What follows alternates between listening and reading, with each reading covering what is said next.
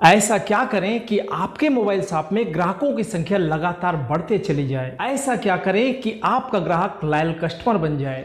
ऐसा कौन सा तरीका यूज करें कि आपका ग्राहक अपने परिचित और दोस्तों को आपके शॉप में आने का सजेशन देने लग जाए।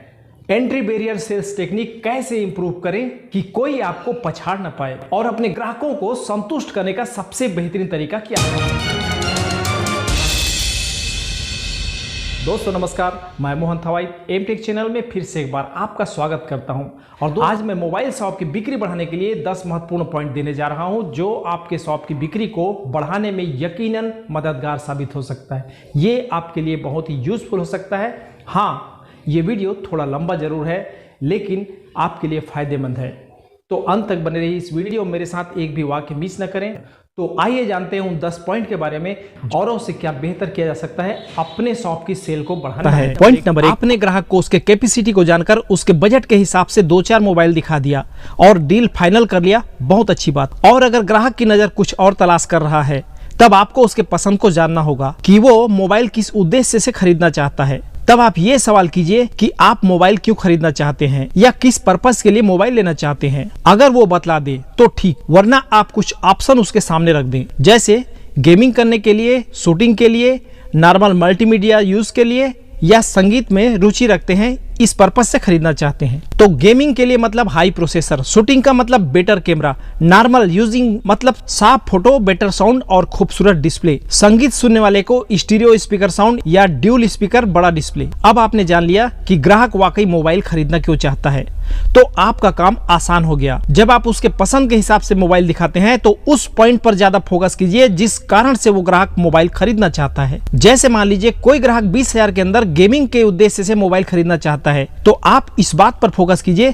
कि इसमें स्नैपड्रैगन या मीडियाटेक का बेस्ट प्रोसेसर चिपसेट लगा है।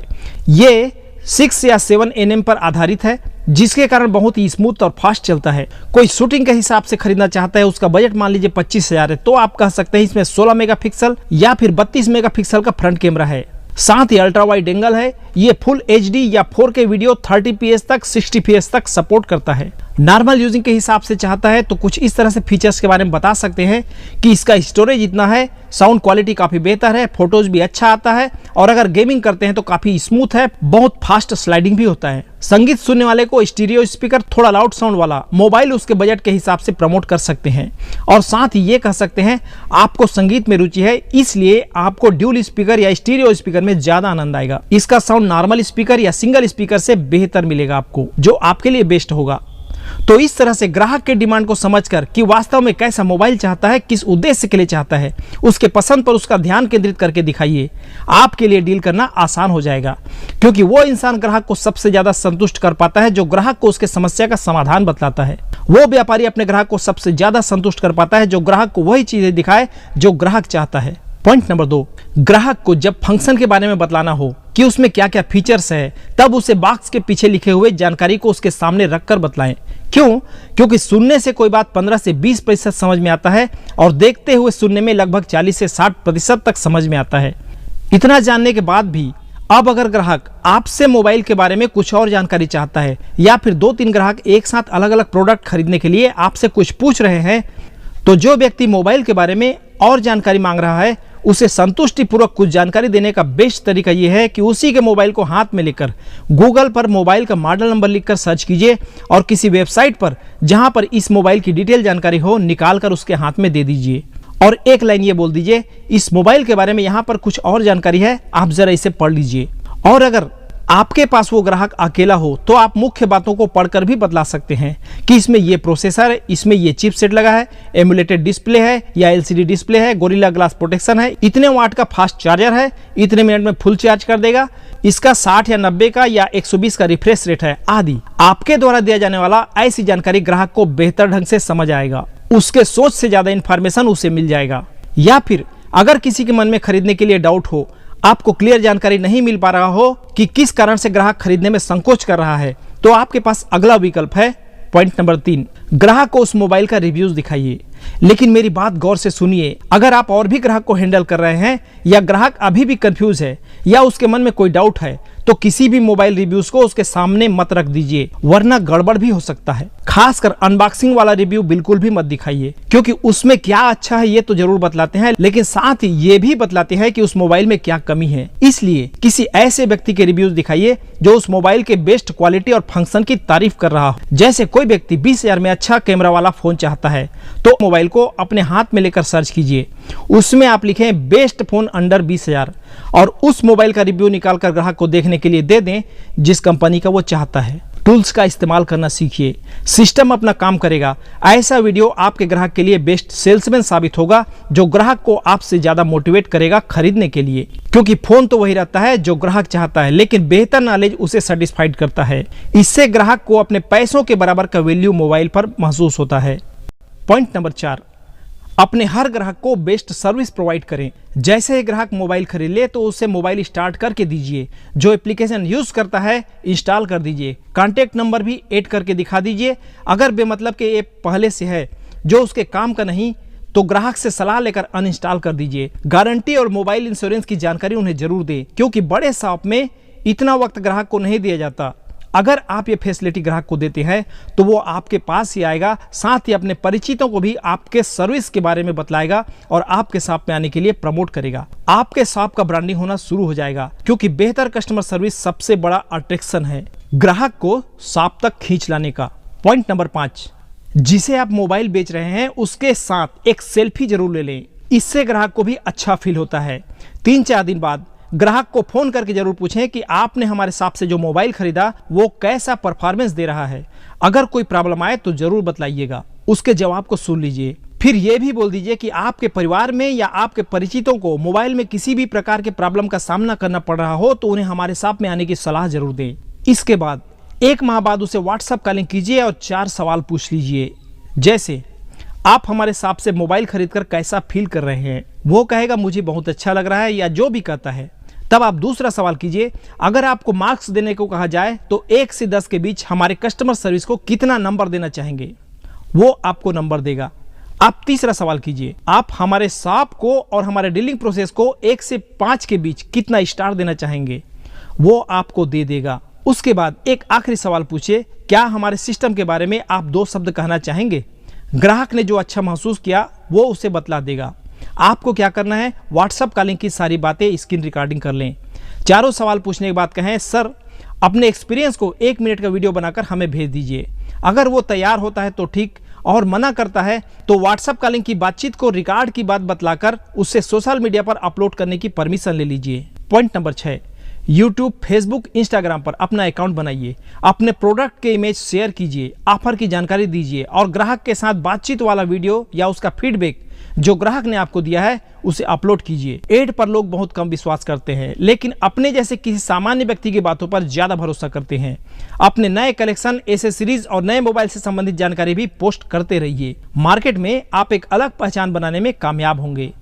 पॉइंट नंबर 7, मोबाइल में कौन सा प्रोसेसर लगा है, कौन सा प्रोसेसर 5G सपोर्ट करता है, किसका अंतुतु स्कोर क्या है, LCD डिस्प्ले है या एमुलेटेड डिस्प्ले, कितना 5G बैंड सपोर्ट करता है, मोबाइल का बॉडी ग्लास है या प्लास्टिक का है, क्वाड कोर है या ऑक्टा कोर है, कौन से सेट में सोनी का कैमरा लगा है, गेमिंग के लिए किस रेंज में कौन सा मोबाइल सही होगा, बेस्ट कैमरा फोन किस रेंज में कौन सा बेटर है, 4K वीडियो किस किस मॉडल पर उपलब्ध है, कौन सा कंपनी कहां का है, कौन सा फोन कब लॉन्च हो रहा है। अर्थात आपके हाथ से बिकने के लिए तैयार खड़ा हुआ सेट इतना महत्वपूर्ण तब होगा जब आप उसके बारे में ग्राहक को वो जानकारी उपलब्ध करवाएंगे जो उसे संतुष्टि दिला सके या जो उसके काम का हो। अगर आपका ग्राहक आपसे ज्यादा जानता है मोबाइल के बारे में तो आप पर कीमत के लिए हावी हो सकता है, या जब उसके सवाल का जवाब आप नहीं दे पाएंगे तो ग्राहक यही सोचेगा मोबाइल तो बेचता है लेकिन इसे ABC नहीं मालूम, और वापस भी जा सकता है। 100 बात की एक बात, आपका नॉलेज कस्टमर से अगर ज्यादा नहीं है तो आप कस्टमर को कन्विंस नहीं कर पाएंगे। इसलिए प्रतिदिन अपने नॉलेज को बढ़ाने के लिए आधे से 1 घंटे का समय खुद को जरूर दें। एक और बात, अपने शॉप में बेचे जाने वाले हर एक मोबाइल के बारे में अपने नॉलेज को बढ़ाते रहे, क्योंकि ये अपसेलिंग में भी आपको मदद करता है। पॉइंट नंबर 8, अपसेलिंग क्या है? तो अभी कुछ दिन पहले ही ये वीडियो मैंने अपलोड किया था, आप इसे देख लें, सब कुछ बेहतर समझ आ जाएगा। मोबाइल शॉप में अपसेलिंग कैसे करें, तो इसके लिए एक एग्जांपल देखिए। ग्राहक ने कहा मुझे 15 से 17 हजार तक बढ़िया मोबाइल चाहिए, तो आपको मालूम है उसे क्या दिखाना है। मान लीजिए आपने Realme 7 14,999 रुपए का, Oppo A53s 14,999 का दिखा दिया। पोको M3 13,900 का दिखा दिया। साथ ही एक सवाल कर लीजिए, क्या 20,000 के अंदर में इससे थोड़ा बेटर प्रोसेसर वाला मोबाइल चल पाएगा? अगर ग्राहक हाँ कहता है तो पहले ब्रांड का नाम पूछे, फिर उसी ब्रांड का 20,000 के अंदर का फोन कुछ एक्स्ट्रा फीचर के साथ बतला दीजिए। और अगर ग्राहक ने कह दिया 15,000 के अंदर में ही लूंगा, तो उससे ऊपर के बारे में चर्चा भी मत कीजिए, वरना आज की तारीख में खरीदने के विचार को टाल सकता है ग्राहक, डील कैंसिल हो सकता है। दूसरी बात, क्रॉस सेलिंग की कोशिश कीजिए। मोबाइल का डील फाइनल होने के बाद मेमोरी कार्ड, इंश्योरेंस, ईयरफोन आदि के बारे में बात कीजिए कि उन्हें इसकी जरूरत क्यों हो सकता है। इस तरह से आप कुछ एक्स्ट्रा सेल कर पाएंगे। अगर कोई ग्राहक आपसे कहता है आपसे 200 कम में फला शॉपकीपर दे रहा है, तो समझ लीजिए कि वो आपके पास मार्केट को पूरा सर्च करने के बाद आया है।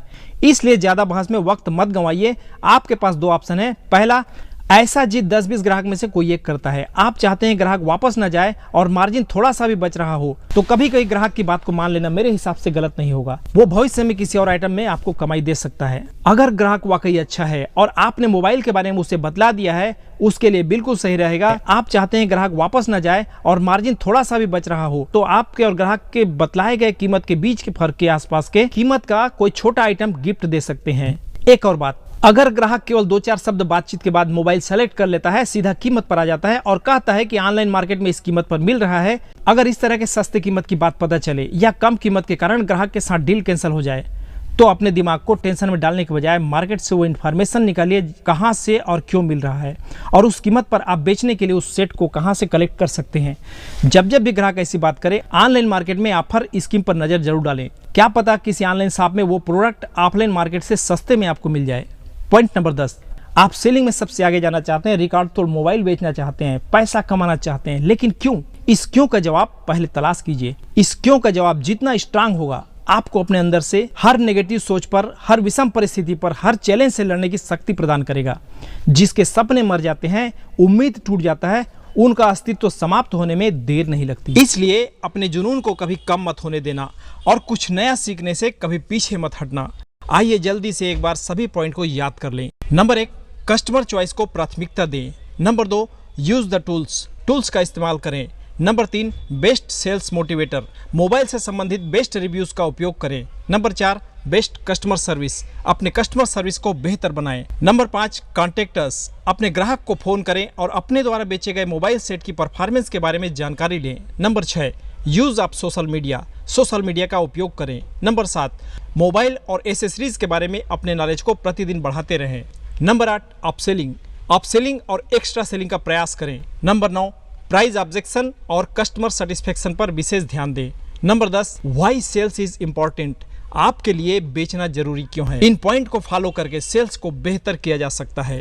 दोस्तों, अगर ये वीडियो आपको अच्छा लगे तो दिल से एक लाइक कीजिए तथा साथ ही इस वीडियो के विषय में अपनी राय कमेंट बॉक्स में जरूर लिखें और हाँ, अपने दोस्तों को ये वीडियो शेयर अवश्य करें। साथ ही अगर आपने अभी तक चैनल को सब्सक्राइब नहीं किया है तो सब्सक्राइब इसी वक्त कर लीजिए, क्योंकि हो सकता है मेरा आने वाला अगला नया वीडियो आपके लिए महत्वपूर्ण हो, जो आपके बिजनेस को बढ़ाने में मदद कर सके। जय हिंद, वंदे मातरम।